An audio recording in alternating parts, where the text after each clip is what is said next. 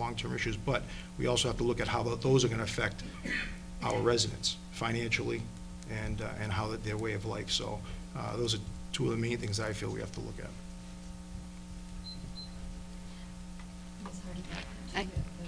I would add that I agree that a water plan is imperative.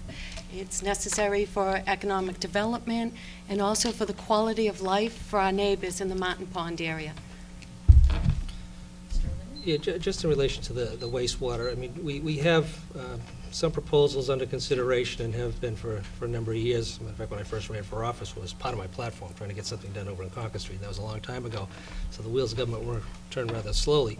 But, you know, one of the challenges is, you know, the cost associated with doing it and which way we go. And, you know, if we go with some of the projects that we're looking at, or proposals we have now, I mean, for those people that would be participating, I mean, the betterment for those would be in the tune of probably $20,000 per household in order to do it. So we have to be able to phase that in and finance it in such a way so that it's, you know, on a monthly basis or an annual basis, not very costly, or as least costly as possible. So we have some real challenges ahead of us as far as moving forward. We need to do it, I think, as far as the future of the community and investing in our community, but doing it in the most cost-effective way so that people can afford it and will buy into the program. We have a lot of work to do as far as educating the public and getting them to buy into it at this point. And I think it's 5 to 10 years away. Yes, I agree. You know, we do have to start looking at this more seriously, and I understand there are several plans or several ways of going with this, but I think we have to seriously come up with a way to figure out if, in fact, we're going to do this or not. Just talking about it, which is what's happened over the last 5 to 10 years, isn't enough anymore. I think we have to decide, are we going to do it or aren't we going to do it? That's as far as wastewater goes. I bring that up only because wastewater is tied to development, and development in this town is huge, because that's what's going to allow us to be financially responsible, and it's going to allow us to not raise taxes at the rates that we've been doing over the last 5 to 10 years. So we have a financial responsibility to our taxpayers to figure out if this is what we're going to do, and if we are going to do it, go forward with it, find out a way that we can finance it without putting a burden on our taxpayers, but be able to bring in development that will allow us not to raise taxes at the rate we've been doing over the last 5 to 10 years. So, being from out of town, forgive me if I, misunderstanding these questions, but the question we just answered was relating to the major issues in town. But I have 2 questions that have come in from citizens that are related to the sewer. So it seems to me this is a big issue. So I think what we're getting at is, now if I could ask you all to sort of drill down and focus on this particular issue. How do you feel about a central sewer water system? How will the town residents benefit? How do you propose it to be paid for? How do you feel that the sewer project can be moved along? So That's all? That's it. We'll solve it all tonight. I think it's sensible. So we're actually going to start with Mr. O'Leary. Okay. Do you have anything you can add to this? Probably, and it has been pointed out, Mr. Foti pointed out that we've been talking about this for a number of years. We've been more than talking about it. We have invested hundreds of thousands of dollars in studies, in developing approaches as to how we can develop this. We've engaged in significant amount of negotiations with some of our neighbors. The postal facility, we've negotiated with the state and acquired land for a leaching field area for a site over at the former J.T. Berry property where Edgewater is now. So a significant amount of time, energy, resources, not just human resources, but dollars, hundreds of thousands of taxpayers' dollars have been spent on studying this particular issue. We also need to make sure that we get the state to buy into the program here too, because they have assumed a significant amount of responsibility as to how we approach this particular project. We've also engaged in conversations with the MWRA, South Essex Sewage District. As far as future development, as far as economic development, this is the key component that's needed to move ourselves forward, but it's going to be costly. And the state wants us to approach it in a different fashion than we would like to do it. We would like to do it, and I would insist upon our doing it in such a fashion that we get the commercial properties done first, because that would give us a cash flow in order to support the bonds. We're talking, if we just do the in-town project, which we have on the drawing board here, it's about a $48 to $50 million project. So we need to make sure that we have some cash flow to support that. They're only going to come from the commercial base first, but the state has been insisting that we go to the residential area in Martins Pond first, put those betterments in there, and the $20,000 assessment on those properties first. So it's going to be a hard sell, not just with the state or with our residents, but with the state, because that's the only way we're going to be able to approach it, if we can get the project moving forward and have the cash flow work to have it help pay for itself. Thank you. Mr. Fode? I can appreciate what Mr. Leary says about the fact that this has been going on for quite some time, and there's been a lot of money spent on studies and trying to figure out what we're going to do, but the problem I have with that is it's been going on too long, and the fact that studies have been done and it's been going on for 15 years, I think at some point action has to be taken, and the action is whether we're going to go forward with it or not. I think the fact that we spent hundreds of thousands of dollars on studies, we should be at the point where we're going to decide what we're going to do. We need to come up with some creative financing. Interest rates are very low right now. We don't have to look at 25 years. You can look at more years out.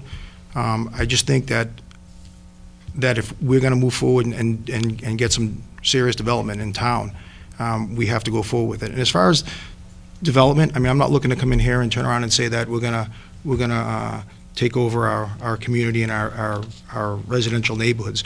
We're fortunate enough to have an area of town that's separated from our residential neighborhoods that we can develop. Concord Street, we have Route 28, and there's just too many open stores, vacancies that need to be filled. And this is the only way we're going to go forward with it. And I think this is the first step in going forward with it. So I'm in favor of it. I think we need to do it, and we need to do it without putting too much of a burden on the town as a whole.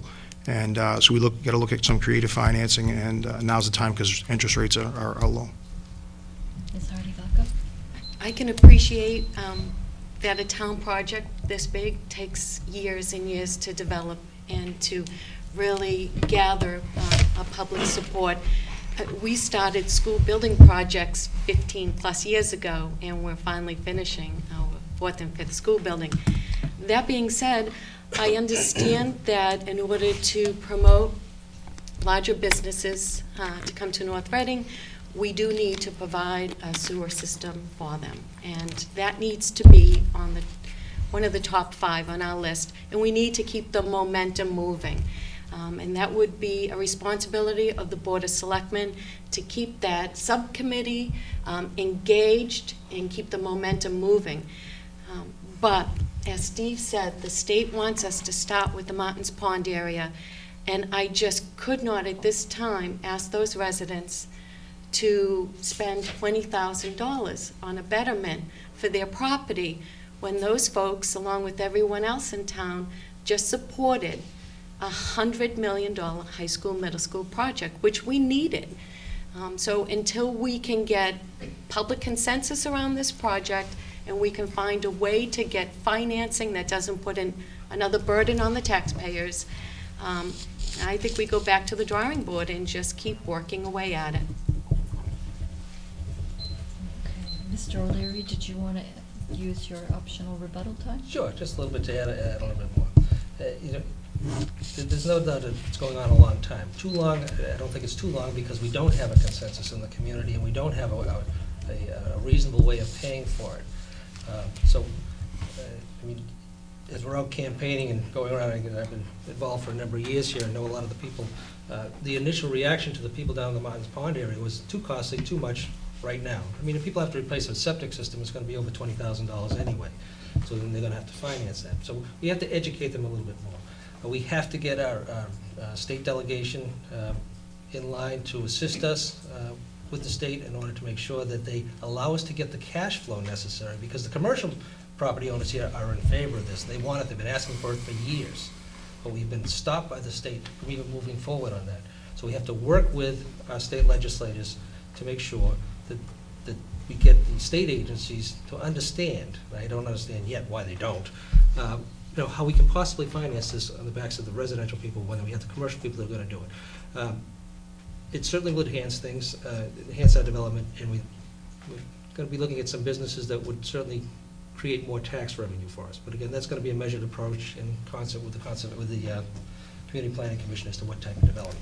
So it's the financing of it and getting a public consensus. Thank you. Mr. Fode, do you have further comments? Yes, please. One of my roles in my private life is I'm on the board of directors of the Mass Water Resources Authority, and one of my positions there is chairman of the wastewater advisory committee. And so I have the background in wastewater and water, and I believe that, I think one of the problems is we need to get buy-in. I agree with Steve, we need to get buy-in from the residents. And I think, given my background, I might be able to help with some of that, with educating the people and letting them know what is going on. I'm not saying that it hasn't been done before. I know that the Board of Selectmen have done a great job in that in the past, but we just need to move forward with this. I think at the time has come that we have to go forward with it, and now's the time. And I understand that it's a costly project, but we need to figure out a way to getting it done and find some creative financing and talking to some entities like the MWRA and see if that's possible. Ms. Hardy-Vaca? I'm all set, thanks. All right. Thank you. Mr. Fode, please explain your position regarding a split tax rate, meaning residential versus commercial. For the most part, split tax rate is just in case you don't know, is the difference between a commercial property and a residential property, what they pay. North Reading's in a funny situation. It'd be very difficult to implement a split tax rate here right now based on the fact that we only have 13% commercial properties. Typically, when you look at the Department of Revenue and you look at the numbers, they suggest minimally a 20% commercial tax base. We don't have that yet. And if we do a split tax rate, the effect on the commercial properties would be detrimental. We could go as high as 50%, which means you can add 50% more on the commercial tax base, but it would only give a 7% relief to the ratepayer, to the residential ratepayer. I think that's too much of a burden to put on a commercial property.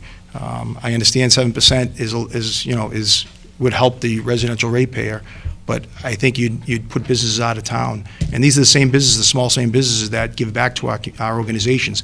They give to our schools, they give to our sports teams, and they just give so much back to the community that I think putting that burden on them, an additional 50% of tax rate, is just too much right now.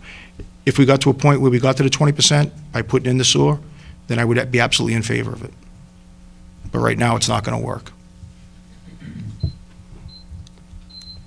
Ms. Hardy-Vaca? Instituting a dual tax rate does not increase the revenue for our town. It just shifts the burden. And until we can provide sewer and a water source for some of the larger companies that would be attracted to North Reading, we've got a prime location. We're right off 93. And if you look along 93, Wilmington, Andover, Tewksbury, some of those communities have a split tax rate, but they can provide the services that those companies need. We can. So if a dual tax rate and putting some relief on the property owners is a desire of this community, then we do need to make the water plan a priority. But until then, there's no gain to be made. But I do believe that every year we need to do due diligence and consider this question and set our goals and priorities based on what that answer is. At this time, I would not support a dual tax rate. Mr. O'Leary? Yeah, I haven't been in support of a split tax rate since elected to the board, for many of the same reasons that were already stated. Our commercial and industrial base is extremely low. It's just close to double digits at 10%, 10 to 12, 13%. And as Maureen pointed out, it doesn't raise a single penny, not a dime, more in tax revenue for the town to operate. All it does is shift the burden from the residential to the for the commercial. We already have enough vacant storefronts here.